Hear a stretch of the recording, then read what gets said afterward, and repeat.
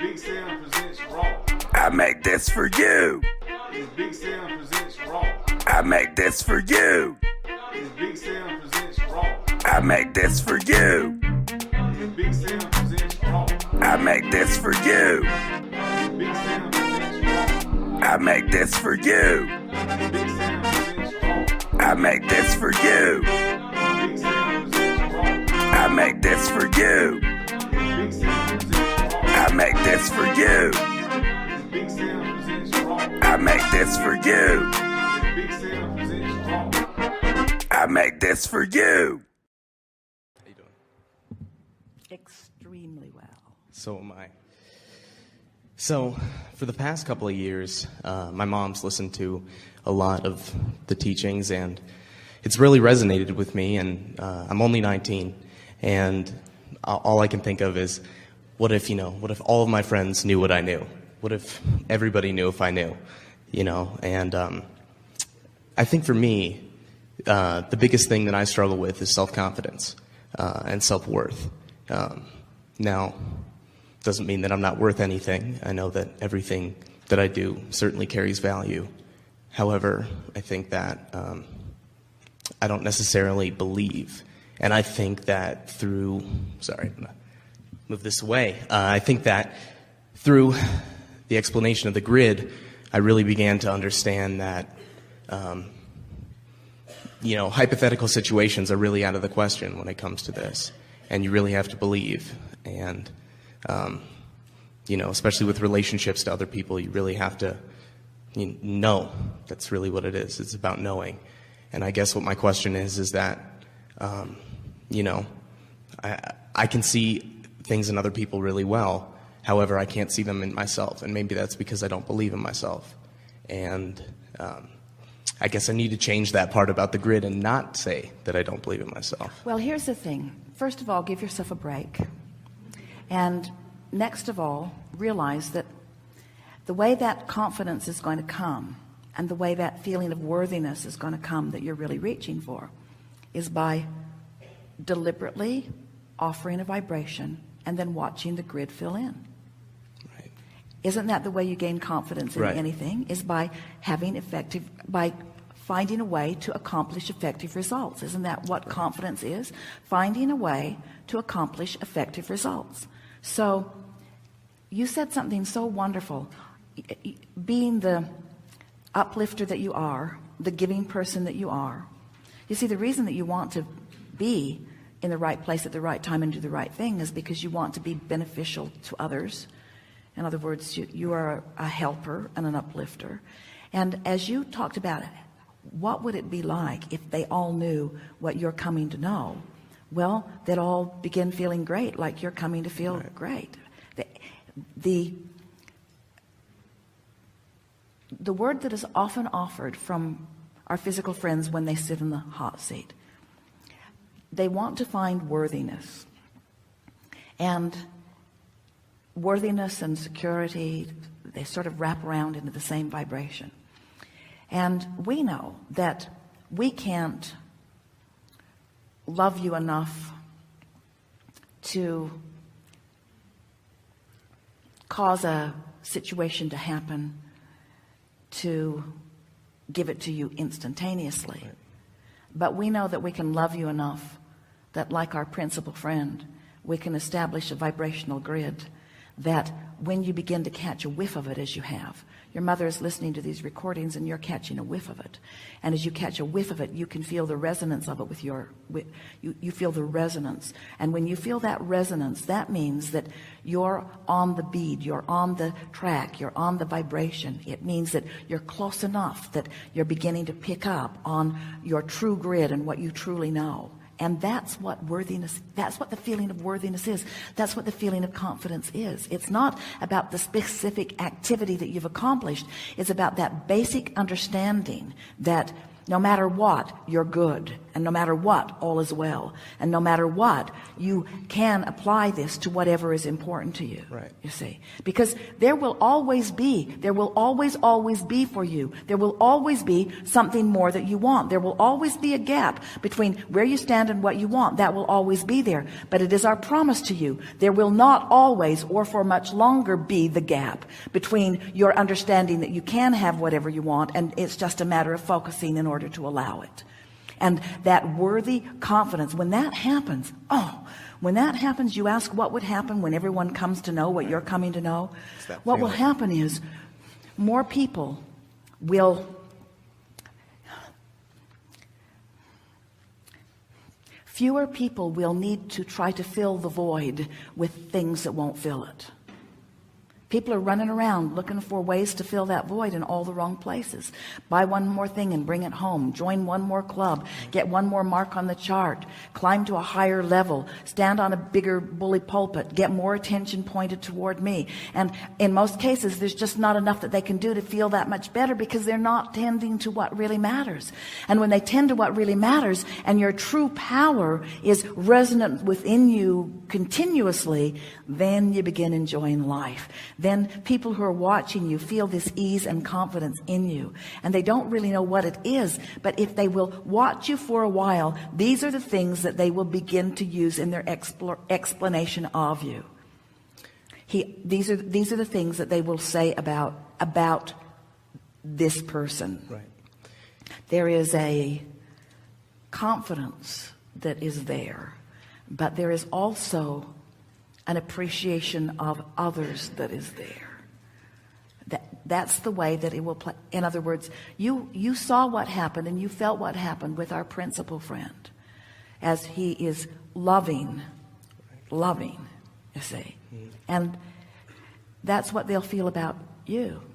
And there will always be those not on the vibe of that who will not verbalize their appreciation of that, because they can't. So you can't let someone who doesn't get it bother you. That's why your two questions, as they dovetail together, are so important. What would it be like if they all did it? Well, it'd be really nice. But we don't want you to wish for that, because they're not all going to get it. And it has to be all right with you that they don't all get it. But you have to want it, not so that they'll get it. You have to want it so that you'll get it. But then when you want it so that you'll get it, more of them will get it. But you can't want them to get it, and that's why you want to get it. That's what messes it up. That's where it starts to go screwy. Yeah. When you do it because they need it, now you're not doing it. But when you do it because it's natural to you and because it's what your true grid is, and you click into that and you find that worthy, self-confident feeling, then everything just turns out good for you, and people will watch you. Some of them will be jealous. They're not in the vortex, but they will be, because everything's going your way. Some of them will be attracted to you, and they'll want to know what you know. And when they are, you can tell them what you know. I figured it out. I finally figured it out. It's how I feel, and I can control how I feel. And as long as I'm controlling how I feel, then it's like there's this grid that fills in with good stuff, and look at all the good stuff that filled in for me because I feel good. And they'll say, well, I don't feel good. And say, yeah, that's why good stuff's not filling in for you. Try it. It's easy. Try it. It's easy. It's what we want to say to all of you. And it's easier for you to find the ease of it than it is somebody who hasn't been trying for a longer period of time. Right. The little ones are really easy. The little ones are really easy. Is that why one of the biggest criticisms I've had, pointed towards me is that I'm emotionally, not vulnerable, or, I don't necessarily connect on an emotional level with someone else because they're not there yet. You're not willing to go specific in a direction that doesn't feel good to you. Right. That's what they're trying to describe to you. Isn't it what talk to me, you say, talk to me. You need to talk to me about this thing that is bothering me. You need to talk to me about this thing that's bothering me. And unless I can get it to bother you as much as it bothers me, you're not there for me. You're emotionally unavailable to me. Right. And you want to say, you got that right. I intend to remain emotionally unavailable to you unless you are specifically, ecstatically, joyously creating. Then I'll join you completely. And it's just like you were saying with the gentleman before me, how if they don't get that yet, you have to appreciate them for where they are in their process, right? Love them where they are. Just love them where they are, because they are where they are, and no matter where they'd like to be, they are where they are. And if you can love them where they are, then your grid doesn't get messed up. But if you let where they are and not being able to love where they are be your experience, now you're messing up your own grid. Isn't it interesting? You got to love them where they are in order for your grid to work for you. Go figure. That's all I needed to hear. I appreciate it. Thank you.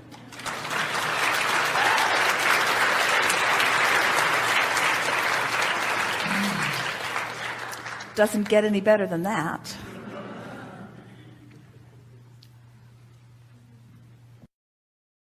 I just have problem with unworthiness and insecurity inside myself. This wasn't a problem before, like when I was younger. I used to be I didn't care what other people think, but slowly what happened was other people, what they thought, and the way I looked around, it just kind of made me feel insecure, and I feel kind of powerless because it feels like I've been born with things that I can't change, like what I've inherited from my parents. So I have this desire to do well in sports, but I have this belief that genetic-wise I don't have the ability, even though I do well at it, but it feels I can't take it to another level, if you know what I mean. Well, it's certain that you cannot take anything to an expansive, fantastic level if at the basis of that which you are is a conscious awareness of unworthiness. We think it's a wonderful thing that you acknowledge that you are feeling sort of unworthy. We want to talk about what that is and why, and more important, what to do about it. So there's a lot we want to say to you, so just relax, and we're going to sort of unravel this in a way that you can really hear it. You said some really interesting things. First of all, you've come to a sort of conclusion that you must feel, or that you do feel, unworthy. And you've come to that conclusion based upon the way things are sort of turning out. Doing okay, but not as dramatically okay as you want. You also said something that was interesting and very common. In fact, almost everyone experiences it to some degree. And that is, in the beginning of your experience, you didn't feel that way. You felt more invincible, more sure-footed, like you could do anything. But then that feeling of confidence eroded over time. And the reason that it eroded over time is for a very simple reason. We're going to lay this out for you in a way that you will really see it. It's because you and almost everybody else you know, they're all doing it to some degree. You let what others were thinking about you and what they reflected back to you, you let that become your opinion, not realizing that they're not really holding you as any constant, steady object of attention. In other words, it's not their job to hold you. It's not their job to buoy you. It is the job of Source. It is the job of your inner being, and it is happening. But if you're looking for that love in all the wrong places, you're not going to find it. And it's a very common thing to look to those that you are living with for their appreciation and their approval, when what you're really wanting to do is feel your way into that alignment from the Source within you, who is always there, ready to cheer with you, ready to acknowledge the value of that which you are.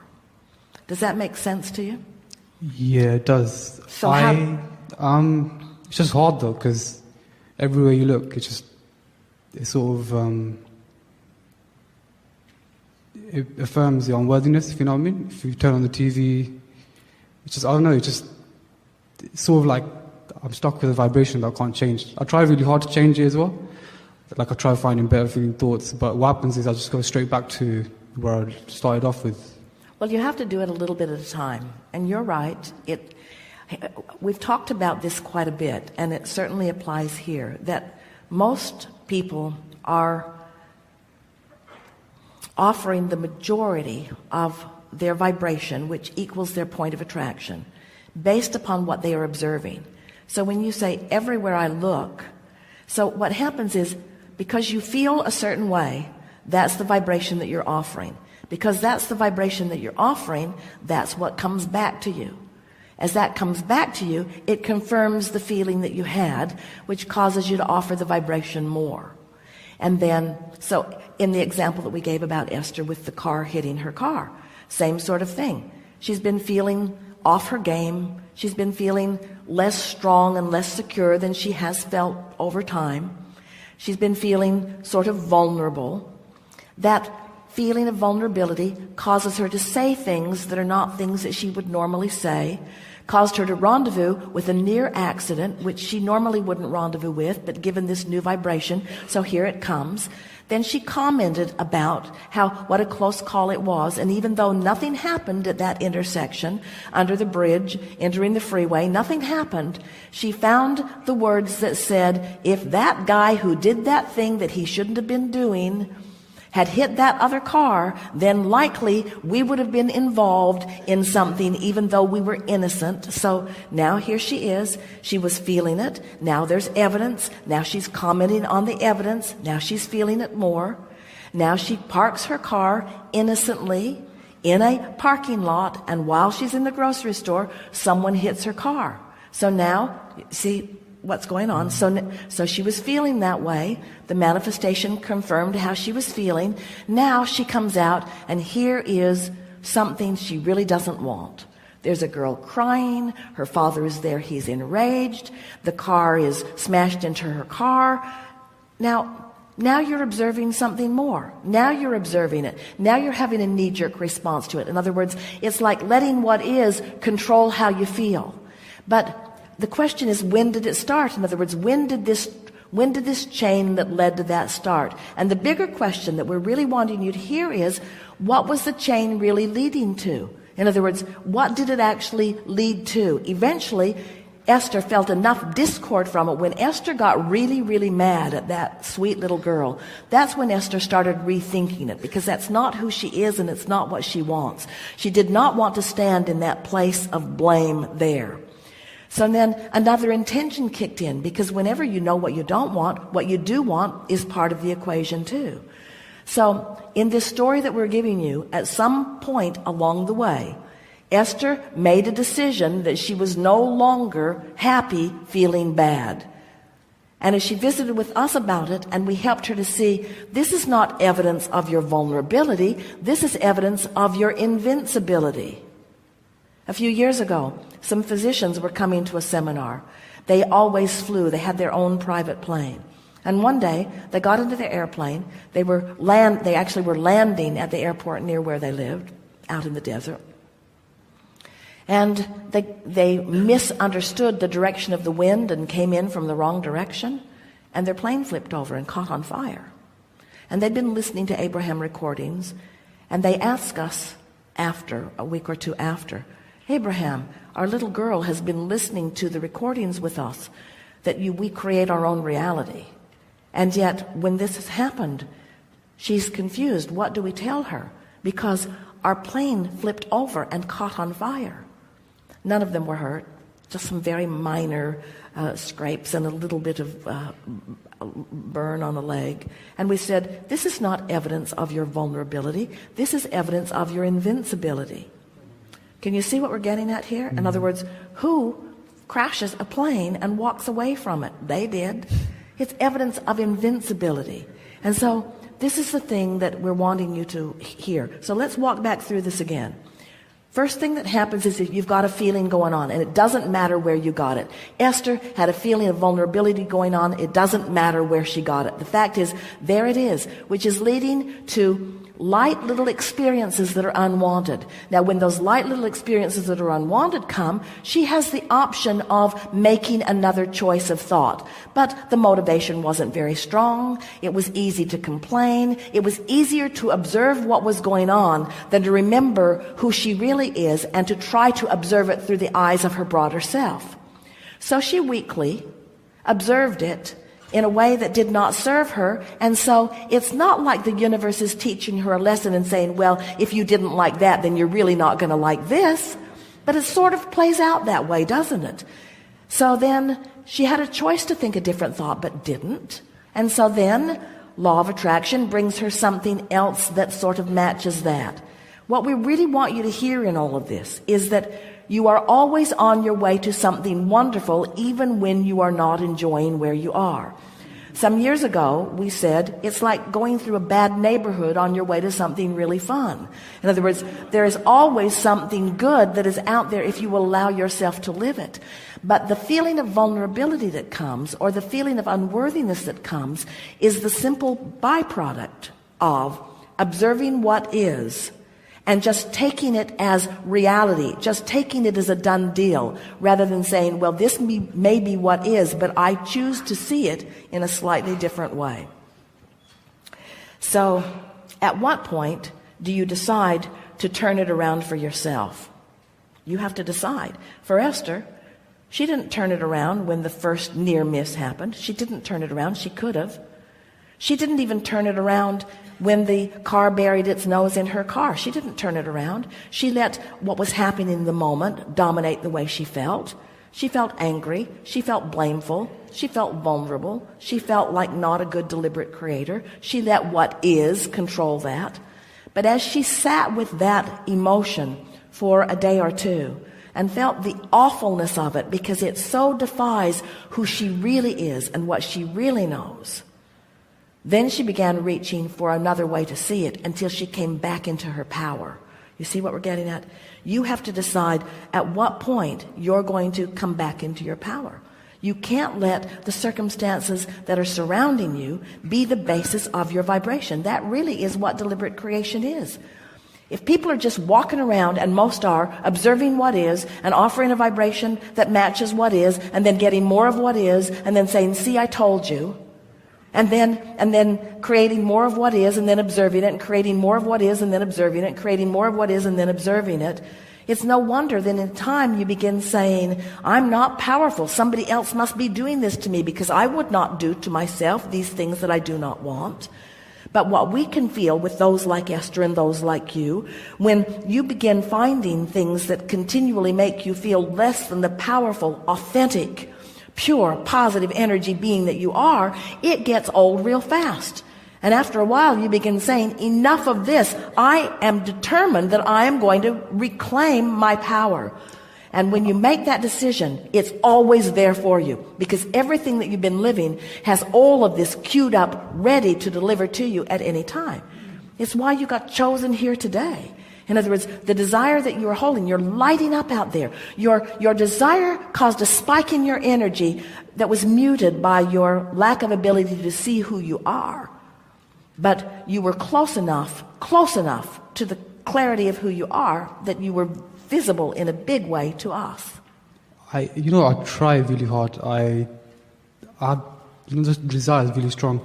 When I do get negative emotion, it's extremely strong. That is sort of like rage, if you know what I mean.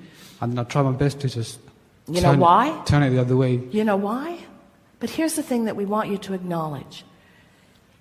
If you sort of want something and it's sort of not happening, you feel sort of uncomfortable. If you really, really, really want something and it's really, really, really not happening, you feel really, really, really uncomfortable. So all you are expressing to us here is the power of your desire, to which you have more ability to align than you are giving yourself credit. In other words, you can do, and so can Esther, you can do a better job of lining up with who you are, moment by moment by moment. But here's the thing. When it's little things, there's no motivation, so you don't do it. It isn't until something bigger happens that it gets your attention and makes you acknowledge, I can do a better job with aligning with who I am. There isn't anything that you want that you can't have. If this time-space reality has the wherewithal to deliver the desire to you, it has the wherewithal to deliver the full-blown manifestation of it, with no exception. You will not be denied anything that you desire. So if we were standing in your physical shoes, we would say things to ourselves such as, I'm just defining who I am and what I want, and I'm going to do a better job of holding myself in happy alignment with it as I go along. There's nothing wrong with rage. It's just simply an indicator that you're not in the vicinity of what you want. But as you stand in that rage, all that happens As you stand in that rage longer, all that happens is that you parlay stronger and stronger desires. So you know what you don't want and you know what you do want, but you don't line up with it. And so you keep observing what is, which you don't want, which causes you to launch more rockets, but you don't line up with it. But you keep observing what is, which causes you to launch more rockets, but you don't line up with it.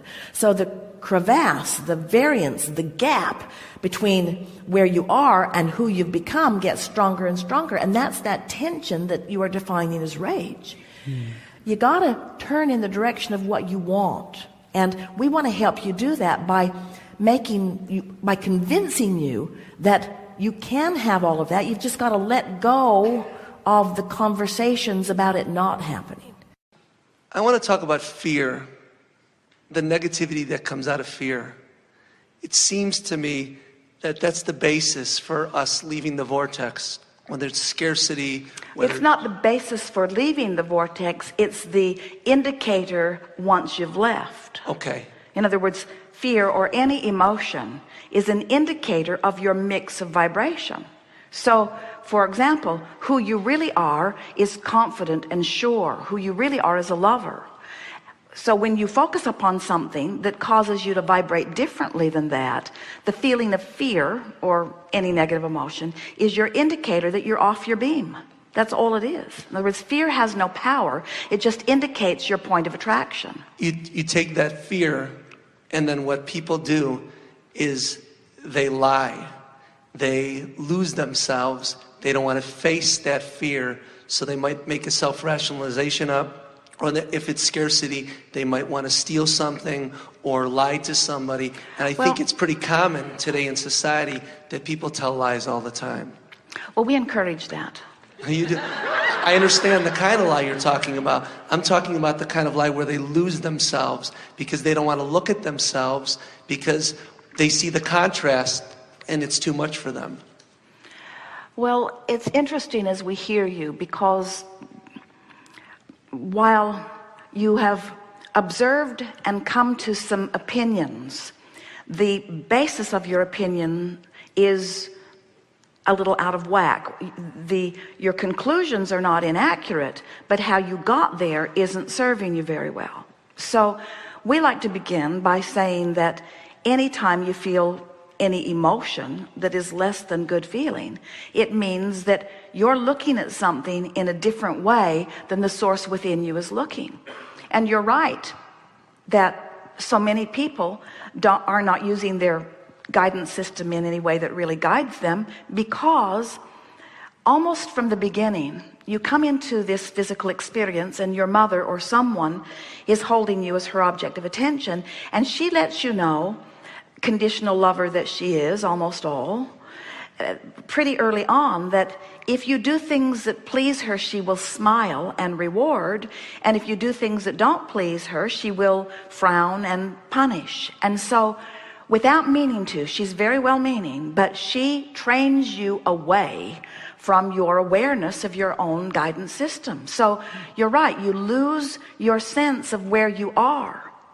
We just want you to know that every time contrast causes you to expand, that new and improved version of you is calling you to it. And if you don't go, you're not going to feel good. So every time you feel negative emotion, no matter what the circumstances are around you, and no matter who's watching you or scrutinizing you or evoking a lie from you, in every single case, the reason you don't feel good is because who you really are is over there, and who you're being is over here. You're not keeping up to you. There's a vibrational gap between you and you.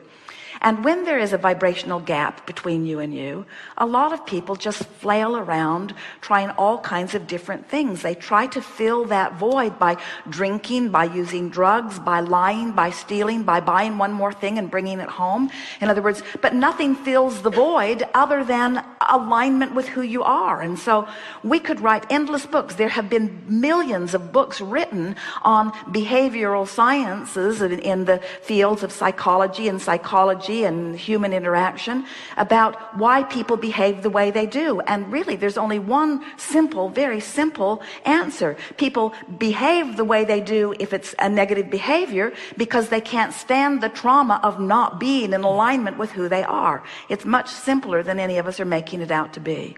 When we come back from segment of refreshment, I'd like to go a little further with you if you're willing, because you've thought a lot about this and you have some life experiences that we could play off of just a little bit.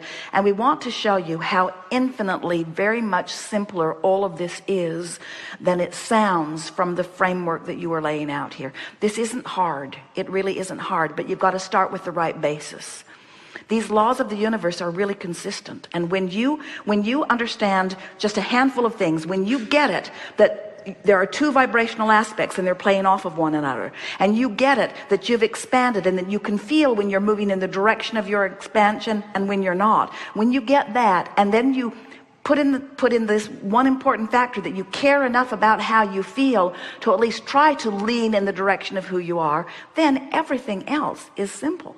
We want you to get to the place where you don't give a rip what anybody else thinks. We want you to reach the place where you would never feel the need to tell a lie to anyone in order to try to preserve their positive opinion of you, because their positive opinion of you is worthless to you. The only thing that matters to you is your own alignment with who you are. So anybody else will perceive you however they do. And really, isn't it nice that it's one of those uncontrollable things? You can't, do you know, you should read, no you shouldn't, you should read some of the things that people say about Jerry and Esther on the internet. They make stuff up. They have no clue. They write book reviews about books that they haven't even begun to read. And you know what Jerry and Esther say about that? Isn't that funny? Yeah. Isn't it funny? It's funny because if they turned one bit of their attention to something that they cannot control at all, it would drive them out of their mind. It doesn't matter. It's utterly irrelevant. The only thing that is relevant is how you feel. We'll talk more after a segment of refreshment. And are you refreshed? Yes. Good. So bring us back around to where you are. Well, I was interested in something I called the trap of fear, and I was using lies as an example of what people do. You know. So, can you see the benefit of no longer calling it the trap of fear, and instead calling it the indication of Absolutely. My vibration? Absolutely, it's an indicator. What I was getting at was when people lie to themselves or lie to the others about those indicators that they're feeling because they don't like those feelings. You know, they know that they're doing something wrong, and so they will make a lie about it so that they don't have to think about it. It's really not solving anything. But we agree. It's not a good idea to ignore your emotions. But if you don't know what your emotions mean, and so it feels like you can't do anything about it, then people get very creative about the way they deal with them. And so that's understandable, isn't it? Absolutely. Where now that you know what they mean, so you seem bothered by people who are doing this. Yeah, I truly try to help people in the sense of I'm all about love. That's what I love. That's what I try to put out all the time. I try to But what do you do if you see someone who is feeling fear and who's ignoring it? What value could you be to them? What would you do? If I see somebody who has fear, I would first of all want to let them understand that they're building the fear up. They're focusing on what they don't want, and they're letting it get the best of them. And if they were very astute, they might say the same thing of you in the same moment. I don't get it. What do you mean? Well, you've noticed their fear. Yes. So you're not looking at them as you want to see them either. If, let's say, they post something that I read, and I could feel the fear in their words and their frustration or their negativity or whatever, I could definitely focus on the positive, which I usually do, but at the same time, there has to be, I don't know if there has to be, an acknowledgement of what they are doing So it's like if somebody's playing baseball and they're throwing the ball the wrong way every time, you have to first say, look where you're throwing that ball. It's not supposed to go in that But direction. the thing that we want to say to you, we were visiting with a young man many years ago. It was one of the first private consultations that Abraham offered to anyone. It was in Dallas. And this beautiful man said to us, Abraham, why would I be born gay? Why would I, if I'm the creator of my own reality, why would I do that? And then he went on to say that my mother hates me, he said. My mother hates me for it. And we said, and how do you feel about her? And he said, I hate her back. I hate her for hating me. I hate her for not understanding. And we said, it's an interesting thing because she's, in those days we weren't talking about the vortex, but she's focused upon what she doesn't want and feels terrible. She's not in alignment with who she is, and she's using you as her excuse to feel that way. And then we said to him, and now you're using her as your excuse to feel that way. It's like a chain of pain. And so we aren't disagreeing with anything that you're saying. We just want you to know that you cannot control those uncontrollable things, and it's not your job to eradicate fear from the planet, and it is also not your job to make everybody understand why they're even feeling fear. But it is your job to get your eyes off of it and not use it as your excuse to not be in the vortex. And that really is the message that we are offering over and over here today, is that you have to be a selective sifter in what you give your attention to. And so there are so many people that are all balled up in watching human relations and noticing how, well, this isn't working for society, and this isn't working, and this isn't working.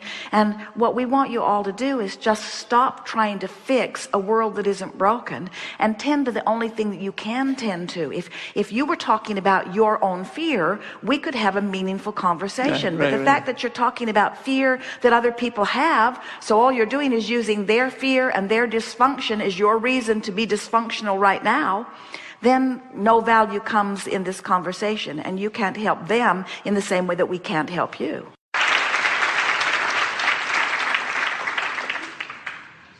Something on the brink right here. Yeah. Can't believe I'm sitting here. My question is kind of like with what we've been talking about all morning now. Good, because we only have one answer.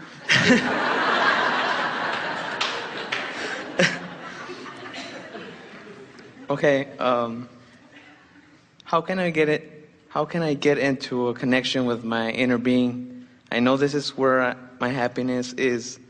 I understand this is who I really am. This is where I should be, but how can I get there? First, by figuring out when you're not there. That's easy. You don't feel good. Next, by identifying what it is you're focused upon when you don't feel good. Okay. So, and usually, it's interesting, what you're doing when you don't feel good is you're saying, I'm not where I should be. In other words, we can give this to you in such a powerful way.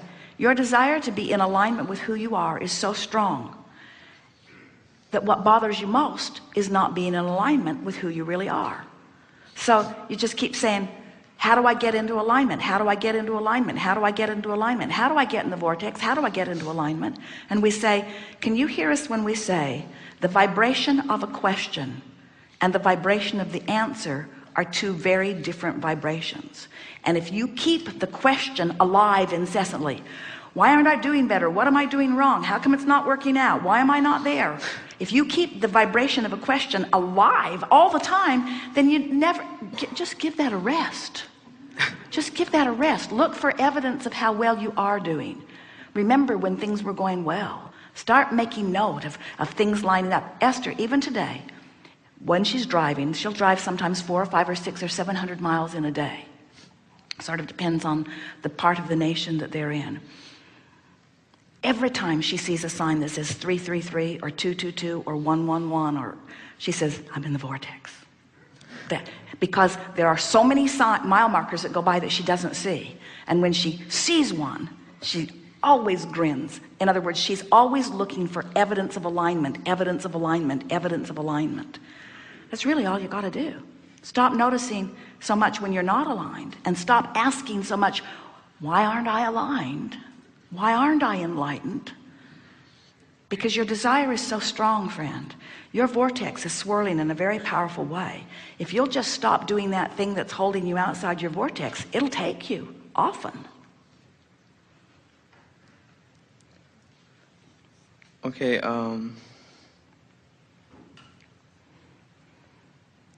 What's the thing that is most upsetting to you the most often? And we're not looking for some philosophical, we're talking about what's bugging you. What happens that freaks you out, or that makes you mad, or that... my lack of self-esteem has been a big problem for me during my whole life. It's affected. Of course, you know why? Because the source within you adores you so much. There is nothing that is more disabling than focusing on ways that disagree with the way the source within you feels. You didn't make that up. There were other people outside the vortex that trained you how to think about yourself. When there's somebody outside the vortex, they feel awful. And when they look at you, they feel awful. And then you say, oh, something must be wrong with me because they're looking at me and they feel awful.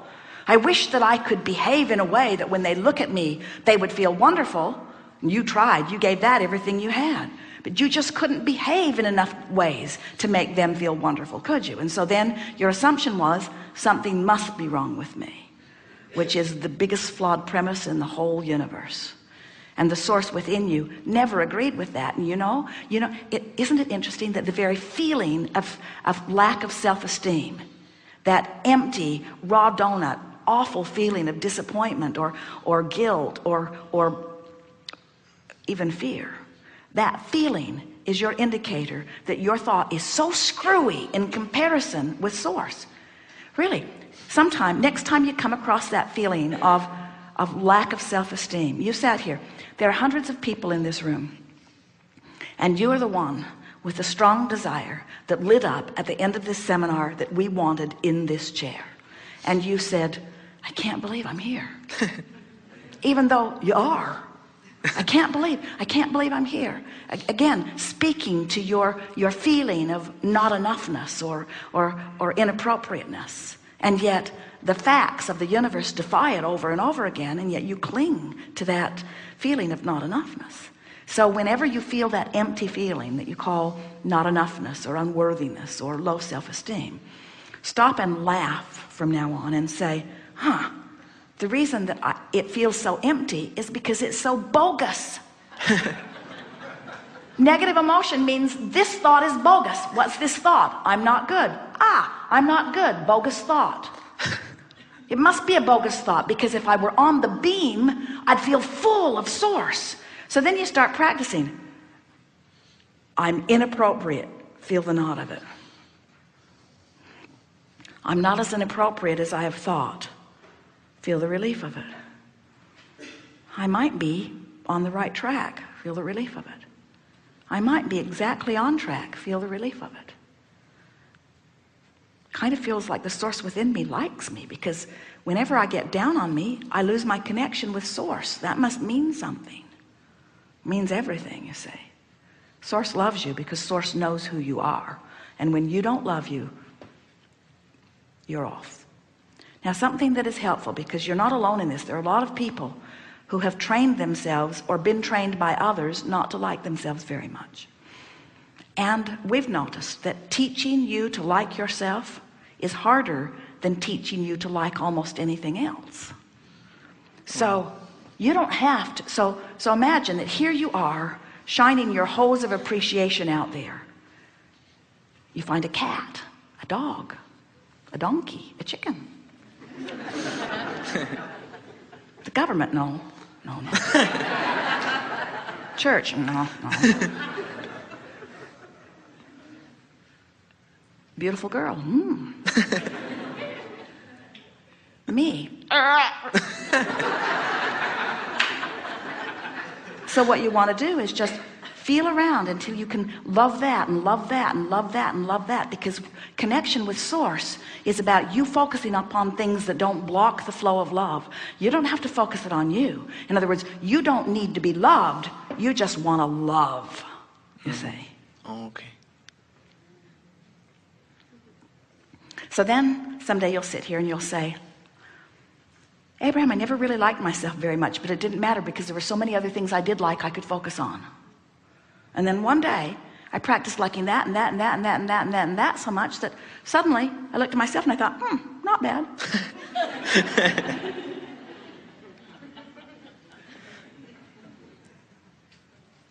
They like you.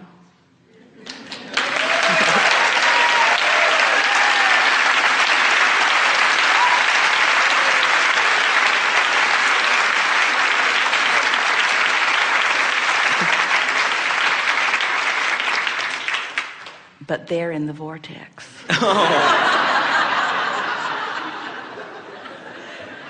Don't ask people who aren't in the vortex to love you. They can't. That's what's been going on. Looking for love in all the wrong places. Yeah, I've been experiencing that for some time now. Thank Good. you. Yes, indeed.